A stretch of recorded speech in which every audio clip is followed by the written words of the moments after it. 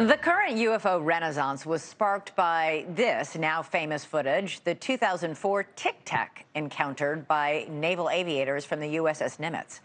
Well, tonight there's another video that is sending shockwaves through the UFO community. Stunning new footage of a purported UAP, or unidentified aerial phenomenon, as UFOs are now called. It resembles a jellyfish flying in the sky, its tentacles dangling, I guess, in the air. This video was released by UFO expert Jeffrey Corbell on his X page. Corbell says it was shot by the military using thermal imaging cameras as this, whatever it is, flew over a U.S. military base in Iraq. To be clear, News Nation has not independently verified the authenticity of the video, and other videos like this have been debunked in the past. Bottom line is, we don't know what this thing is or what it isn't right now, but we have reached out to the Pentagon for comment. News Nation senior national correspondent Brian Entin has been delving into it all afternoon. He joins us now. What can you tell us more about the circumstances of how this video was recorded and what time of day it was and how long this thing was flying around? Yeah, Elizabeth, it certainly doesn't look like some of the other videos of UFOs that we've seen. Corbell says, right, the footage is from October of 2018. It was at a United States joint operations base taken in Iraq, and it was taken at night using a military thermal camera. And you can see when you look at it why the object has been nicknamed the jellyfish, because it does sort of look like a jellyfish, sort of with those tentacles there. You can see it floating across the sky as it reportedly moved above the military base. Now, it then moved over a body of water.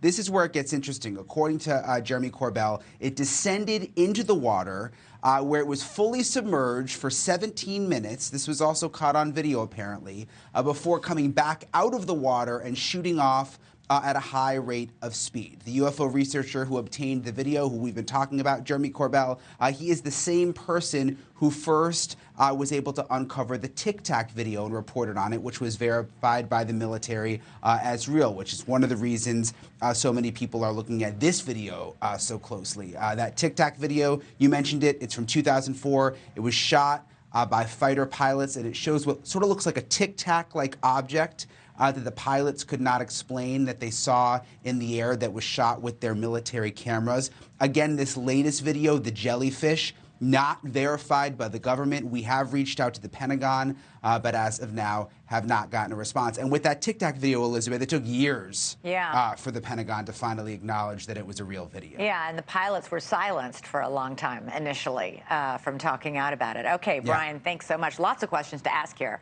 So joining us to break the video down further is Dr. Matthew Shadagas, a professor of physics at the University of Albany and an expert on UFO research, plus the author of a prodigious number of scientific publications on this very topic, including this study on UAPs just published in December. Thanks so much for joining us, Doctor. Again, we haven't verified the authenticity of this video, but it's strange looking. What's your take on it?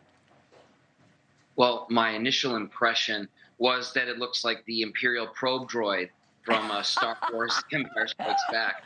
It is not a standard or common shape of UFO or UAP, and the color change is quite strange, because it implies either a camera artifact, like some sort of rescaling, or some sort of signature management, because it doesn't make sense that it would be changing from hot to cold so quickly if that's what's happening. That's not really physically possible as far as we know.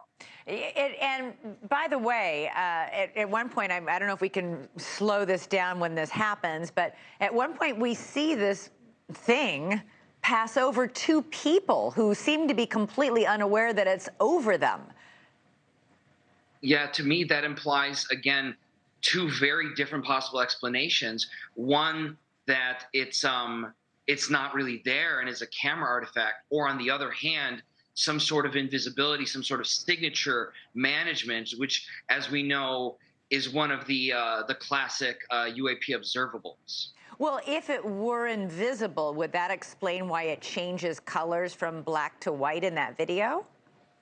No, so that particular aspect is very strange, because as Jeremy Corbell explains, the thermal imaging, and so that would imply a temperature change from hot to cold and vice versa, which really is impossible. So that again implies either a camera artifact, that it's not really changing temperature that quickly, or it implies some sort of signature management, which would then beg the question: if you had that ability, why wouldn't you just stay invisible?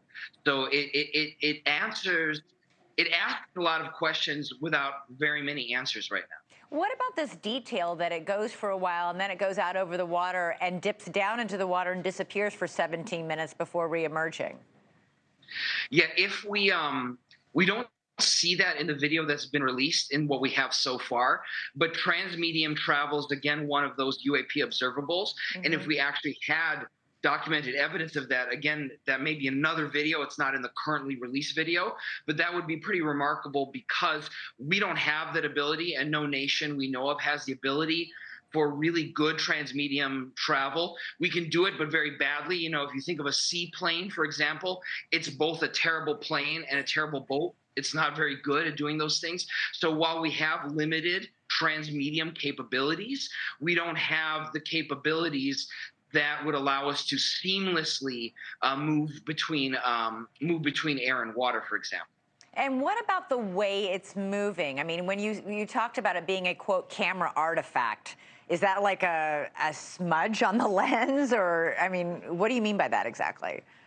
So that was one of my initial thoughts. But when you look at the video carefully, you can actually see that the object changes in size with the zoom. That makes it unlikely that it's a smudge on the lens.